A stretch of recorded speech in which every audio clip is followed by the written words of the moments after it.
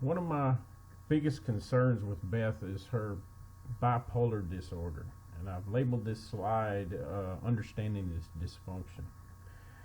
Carlson mentions that bipolar disorder can be triggered by environmental factors such as stress, a significant loss, or a traumatic event.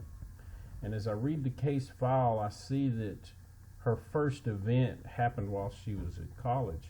Now, she had just left an environment. I feel it's a nurturing environment based on her mom's quickness to have her back to observe her. She left that nurturing environment and went into a stressful environment that had expectations and scholarship expectations, and I think that's what triggered the event. And her moving back home should lessen the severity of the event and the duration of the event and the frequency of the event. And I think that's very, very advantageous as we try to work with her. Now, I read that episodes can last a few days or several months and take a few weeks to run their course. So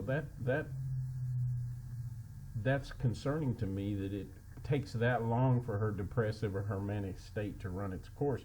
So we've got to try to intervene with medication and or CBT. I favor CBT so that she can realize over time that she's in that manic state or that depressive state and think her way through it instead of reacting to it. And that's important as we go through and look at her career goals.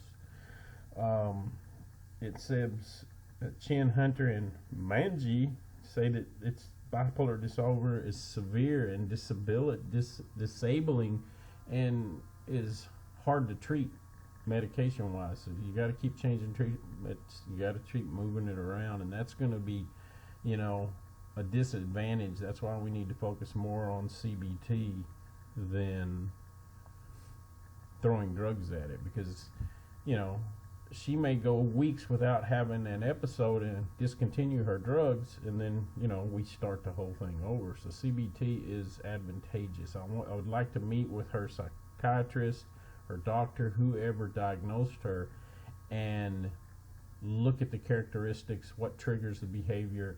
Is it a stress trigger, which I believe it is based on her moving away from home in a new environment, a stressful environment, maintaining grades for the scholarship, and I think that's what triggered it, and I think that's what will trigger it.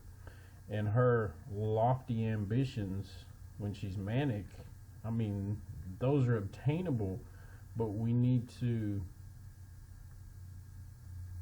realize that they may be just a fantasy created by your manic state. Just like when when she's in a depressive state, she can't do anything.